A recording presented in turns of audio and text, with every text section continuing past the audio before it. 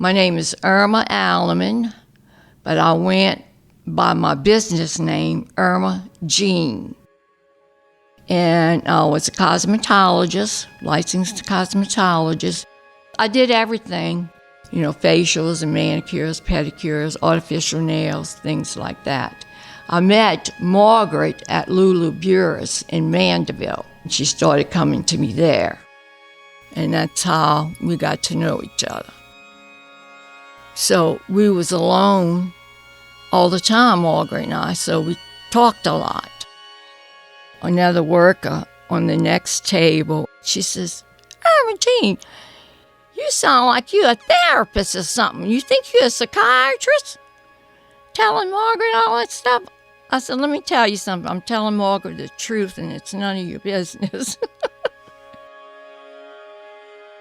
When I learned about Margaret's death, I had just walked into the salon, and my two bosses came to me and brought me in the back room and said, Margaret was killed. I said, what? I said, no way. She lives in a place where they have security and everything. They said, no, she was killed. They don't know how, but they found her dead this morning. So I broke down and cried, and I asked to leave.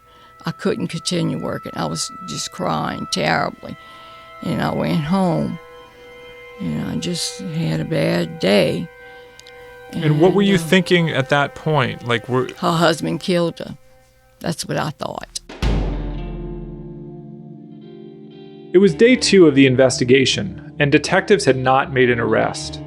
The bizarre incident at the golf cart barn, combined with an inconsistent story about a Beauchene employee chasing a man with a knife, had both been dismissed by detectives. So they took the obvious next step, looking at Margaret's romantic partners. I'm Jed Lipinski. This is Gone South, Season 1, Who Killed Margaret Coon? Episode 2, Steel Magnolia.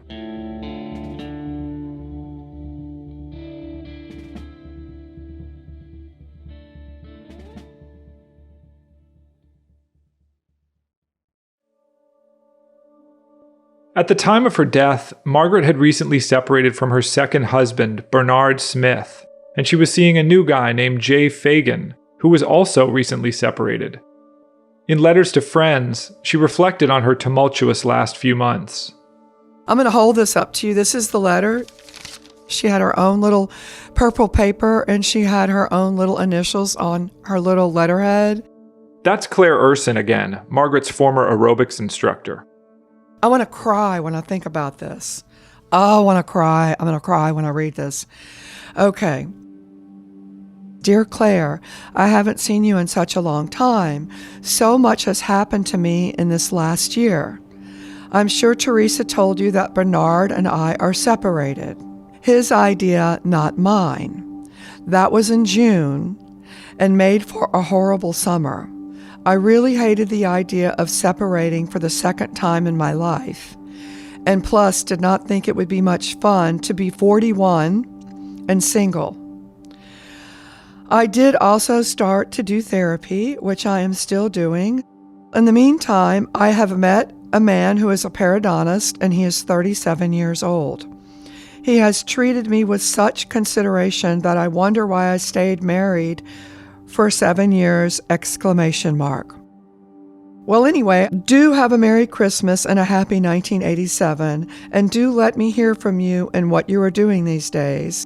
By the way, I bought a nice condo in Beauchene, so that's where I am now. I'd love for you to see it. Love, Margaret. And she signs it with her handwriting. And that was the last I ever heard from her. It's not clear exactly when detectives spoke with Margaret's ex-husband, Bernard Smith, but news reports suggest he was interviewed shortly after the murder. Bernard declined repeated requests to speak with us for this project. And for whatever reason, the sheriff's case file does not contain any interviews with him. What we know about their relationship comes mainly from letters and interviews with people who knew them as a couple. They were well educated. Margaret had college background. Really, really smart. And her family was very smart and very rich inclined or very wealthy. I don't know how rich they were, but I know they had more money than I've ever seen. This is Irma Allemond, Margaret's former manicurist. They saw each other regularly for what amounted to a pretty elaborate beauty regimen. We did the facial, the massage, the waxings. Yeah, it was kind of expensive, but she treated herself once a month for that, but usually once a week was manicure. Over time, Margaret and Irma became close. After I do her services, what we did was we would go to lunch outside at a restaurant, and she wanted to pay for me all the time. I said, no. I said, this is how we're going to do it. I said, you pay one time, then I'll pay one time. But she always rode me in her new car. That's the first time I ever rode in a Jaguar. I mean, it was totally awesome.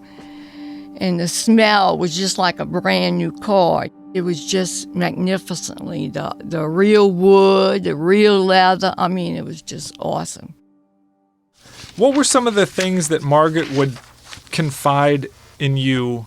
How the way her husband treated her. Things like that, how he would leave her notes instead of speaking to her. And she would talk to him and he wouldn't speak back. He would write her a note. You know, he did that whenever he was mad at her. It was just certain things that she would say, how he treated her. I just got a bad vibe. I didn't like him from what she said, because she was just too nice to be treated that way. In an interview with Detective Jay Daigle, Irma said Margaret was, quote, afraid of Bernard. When she heard Margaret had been stabbed to death, she immediately suspected him.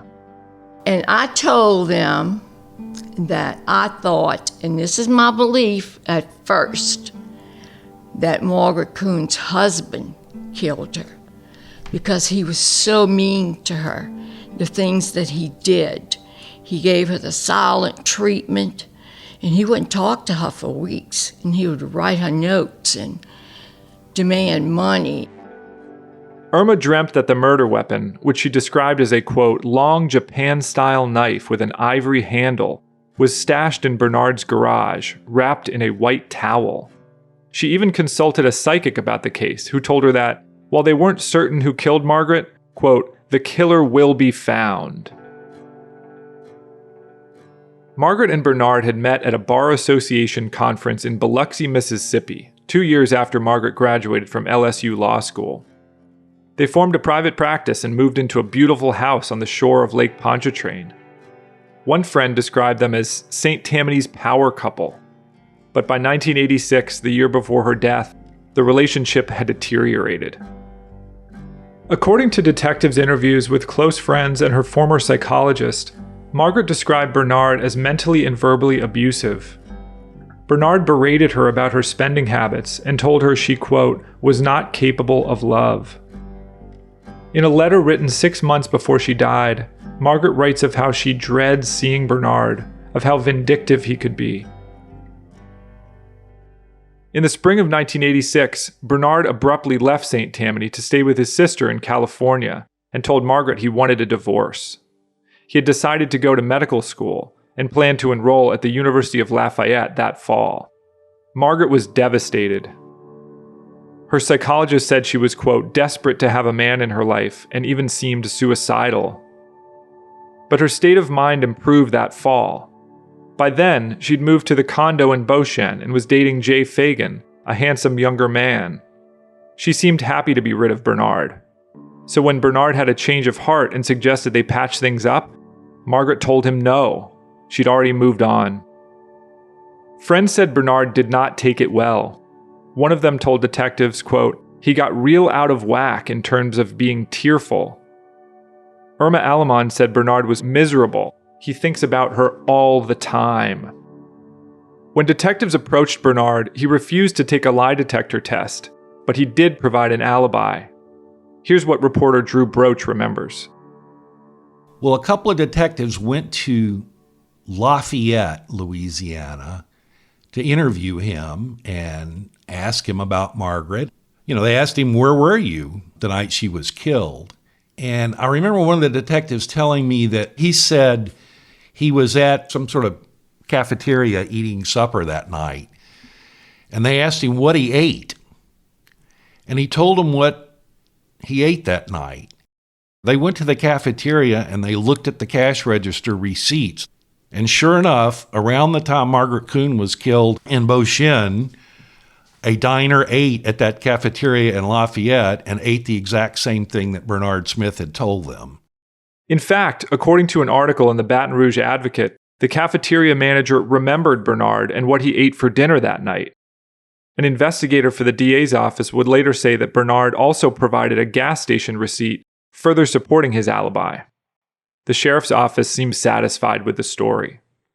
Some people we spoke with in St. Tammany still believe Bernard Smith had something to do with Margaret's murder, though they're quick to admit they have no actual evidence. But people who knew Margaret and Bernard as a couple doubt he was involved.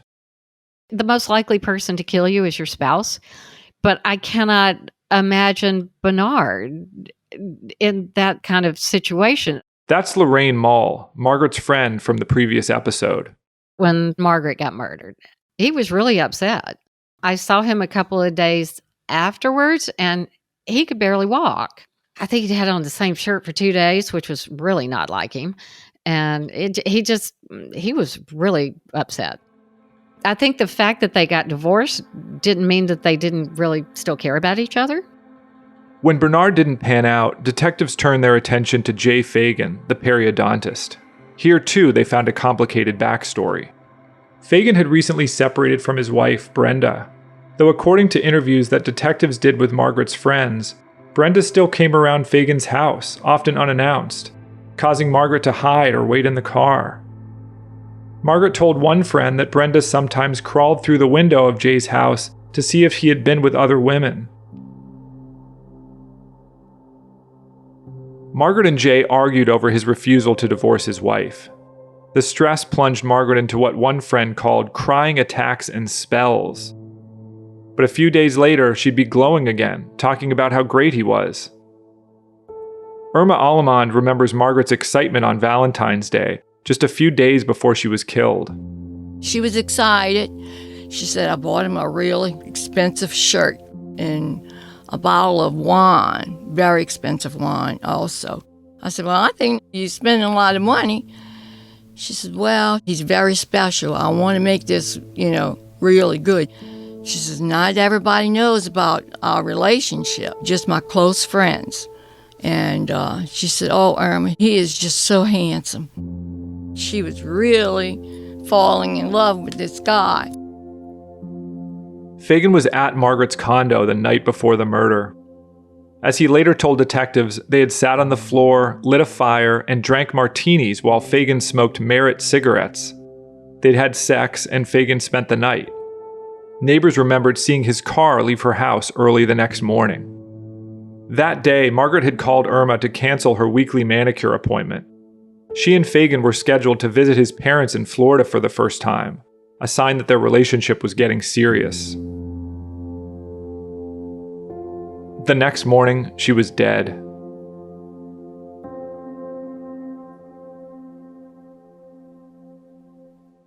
The sheriff's office file contains only one interview with Fagan, conducted in August 1989, a full 2.5 years after Margaret was killed. But apparently, detectives spoke with Fagan and his estranged wife the morning after the murder. Fagan did not respond to our request for comment either, but Drew Broach remembers the substance of their conversation. She was dating this periodontist who was estranged from his wife, or maybe wasn't estranged, but was carrying on this affair unbeknownst to his wife. But the detectives ended up interviewing the periodontist, and he said he was with his wife the night Margaret was killed. They interviewed the wife, and she says she was with the periodontist that night. So they, unless they were colluding, they were together, and neither one of them was in Beauchene that night. So Fagan and his wife were each other's alibis. According to the 1989 interview, after spending Wednesday night with Margaret, Fagan spent Thursday night with his sort of ex-wife at her apartment in New Orleans, and then left around 7:45 the next morning. He was at home when detectives knocked on his door to question him a few hours later. Fagan's answers caused them to dismiss him as a suspect. But their interest in Brenda lingered. The next day, she was read her Miranda rights and interrogated by Detective Ed Baroni. Brenda claimed she knew that Jay was dating, but did not know he was seeing Margaret. In fact, she said she didn't even know who Margaret Coon was. Fagan seemed to corroborate this in his interview with detectives 2 years later. Asked if Brenda was, quote, jealous of Margaret, Fagan said no, because she didn't know they were together. Detective Daigle then got to the point. Did Fagan think Brenda had it in her to hire a hitman to kill Margaret? Again, Fagan said no. I really don't believe she'd have it in her, he said. In the end, it didn't matter what detectives thought about Brenda, Fagan, or Bernard. There were no witnesses, no evidence, nothing tying any of them to the scene. Before we move on, though, there's one thing I should mention about that 1989 interview with Jay Fagan. Detectives were oddly preoccupied with the question of Margaret's sexuality, specifically with the idea that Margaret was gay. Detective Daigle asked Fagan if he had any indication that Margaret was homosexual or bisexual. I had no indication whatsoever, Fagan said. I did not know this. Had he heard anything about a three-way sex affair Margaret may have been involved in? No, Fagan said. He wasn't aware of that either. Daigle then asked, did you and Margaret participate in what normal people would consider unusual or particularly strange sex? No, Fagan responded. No peculiar sex.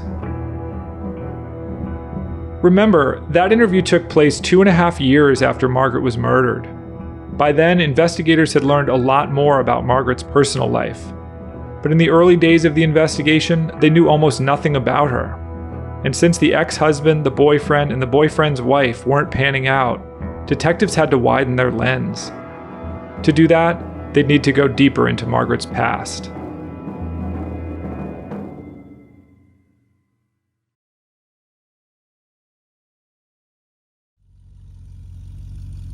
She drives up in a brand new Mercedes. And we had like a 20-year-old Volvo. This is Rick Normand. He met Margaret during their first year at LSU Law School in Baton Rouge. This was 1971 to 1974. People had long hair, holes in their jeans, T-shirts with band names on it, that kind of thing. She just had everything, a Cartier watch, diamonds, dressed like a runway model every day, hair done, makeup done. She didn't look like the rest of us. Margaret grew up in Alexandria, Louisiana, a country town 200 miles north of New Orleans. Her parents owned a piano store, but that's not how they made their money. Her father had inherited a great deal of land and had pecan orchards and cotton and soybeans and all that. Her father was extremely tight with his money, but the mother was extremely lavish. She dressed Margaret all through high school. She took Margaret to the best dress shops, the best clothes. Margaret was an only child, and her parents spoiled her. In high school, she was a member of the National Honor Society and voted senior with the finest character. After graduating from the University of Mississippi, she married her high school sweetheart, an Air Force pilot, and relocated to Keesler Military Base in Biloxi, where she taught kindergarten for a while. But she had bigger ambitions, so she applied to law school. I think there were 500 people in the class, and there were fewer than 10 women. She had so many men comment on her, hi, beautiful, things like that, every day. What you doing after school, beautiful. In the very first semester, a teacher walked up to her and said, what are you doing in law school? You don't belong here. You really should just go to Hollywood and be a movie star the way you look. And she said, I don't want to be a movie star. I want to be a lawyer. I think she came to have a very negative opinion of men. Margaret persevered and graduated from LSU in 1975. By then, she had divorced her first husband, and she soon established a private practice in Mandeville. The simplest thing to say about Margaret is whatever she was doing, she was dedicated to it. This is Linda Floyd, a clinical psychologist who became friends with Margaret in the late 70s. The two collaborated on a few cases together. Linda remembers one in particular.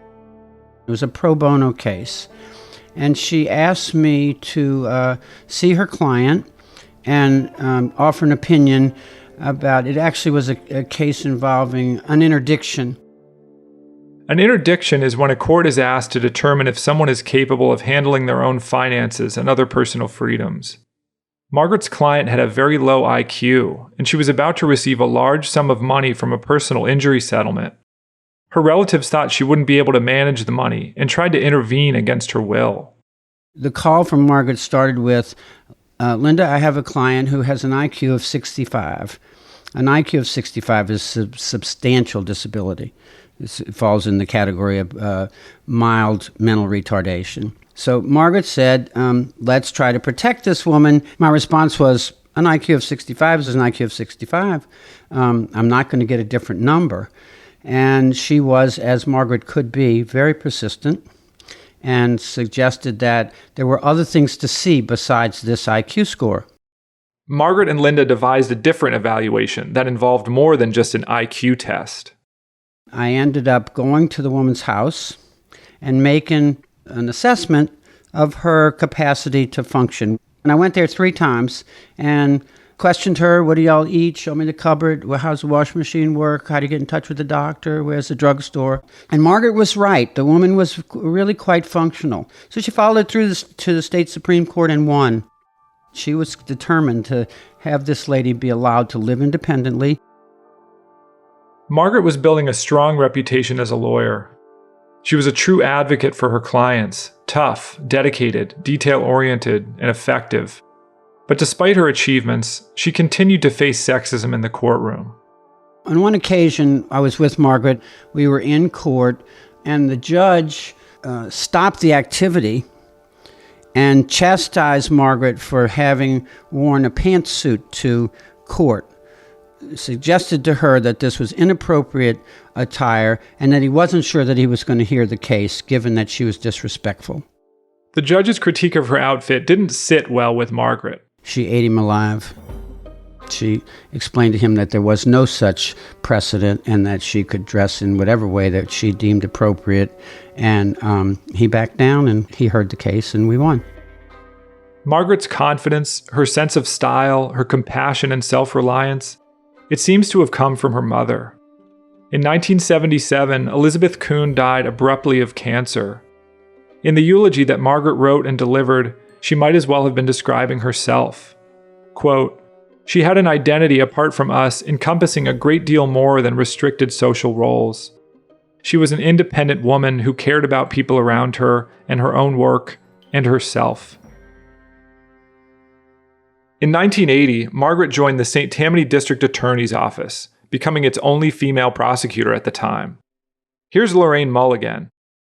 It was very much a man's world, and the district attorney's office was very, very much a man's world. There was the occasional DA in Orleans Parish that were female, but in St. Tammany, Margaret was back then the only one. Margaret was an underdog, and at the DA's office, she defended underdogs. She specialized in sex crimes and immediately found success. Her first year on the job, she won maximum sentences for a handful of first offender child abusers, a rare achievement. In the wake of her death, her former boss, District Attorney Walter Reed, told reporters, her heart went out to the kids who were abused and the women who had been battered. In her role as a state prosecutor in 1980s Louisiana, Margaret performed a delicate balancing act. She was a cultured Southern gal. I believe the term is still Magnolia. This is Margaret's former colleague, Tom Mull, who you heard from in the previous episode. She was the first female president of the St. Tammany Bar. She had the respect and admiration of every attorney in St. Tammany who knew her at all. She just had this ability to combine her femininity with her toughness in such a way that she became a very credible prosecutor. She talked to me a lot about her cases and how... This is Irma Alamond again. So I asked her, I said, Margaret, I said, you're not afraid of these people? Because these are some bad people. She said, Irma, what you have to do is put your foot down right away. Don't let them take control of the conversation. You tell them, you want some more years to your sentence? I can put it there. She said, I want you to come and see how I handle those bad guys in court.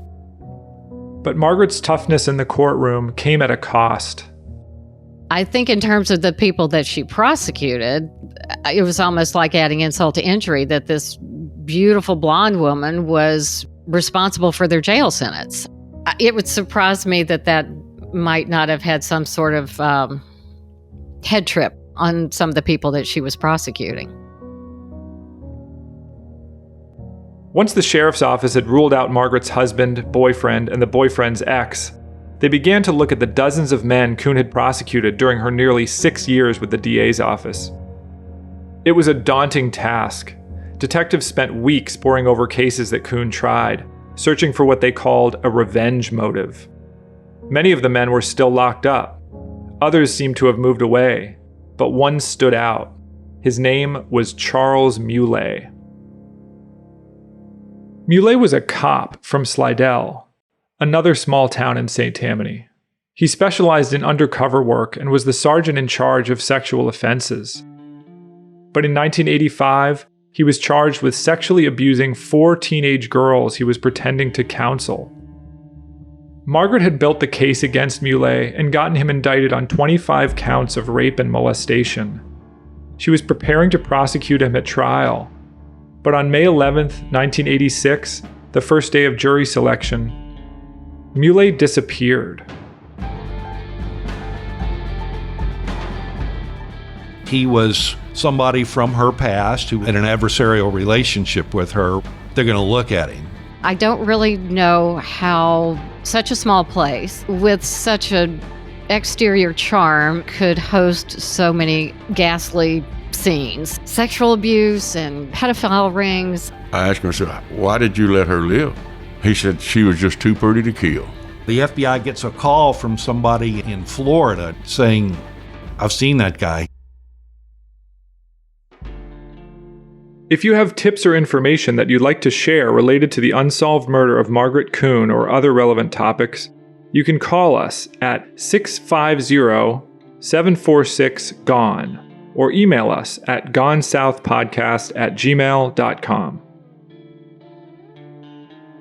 Thank you for listening to Gone South, a direction and production of C13 Originals, a Cadence 13 company. Executive produced by Chris Corcoran of Cadence 13, along with John Liebman, Ken Lee, and Jared Shear. Written and narrated by me, Jed Lipinski. Directed by Lloyd Lockridge. Produced by Tom Lipinski. Edited by Alistair Sherman, with assistant editing by Molly Nugent. Research and production support by Ian Mont and Paige Heimson. Recording and engineering by Bob Tabador, Bill Schultz, and Sean Cherry. And mixed and mastered by Chris Basil. Original music written and performed by Casey Wayne McAllister. Marketing and publicity by Brian Swarth, Moira Curran, Hilary Schuff, and Josephina Francis. Cadence 13 is an Audacy company.